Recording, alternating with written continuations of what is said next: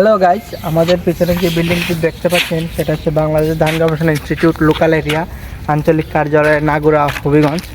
তো এখানে আমাদের এই মাঠ পর্যায়ে এখানে আমরা শ্রমিক হিসেবে কাজ করি। এখানে ধান গবেষণা ইনস্টিটিউটে চারা রোপণ, জমি ঠিক করা, এমনকি ধান কাটার আগ পর্যন্ত যে যাবতীয় কার্যক্রমগুলো করা হয় সেটা আমাদের মাধ্যমে আমাদের লোকাল এরিয়ার শ্রমিক ভাইদের নিয়ে করা হয়। যেটা অনেক সুন্দর। এখানে অনেক মানুষই সকাল দুপুর বিকালে সবসময় এখানে ঘুরতে আসে, অনেক ছবি উঠে।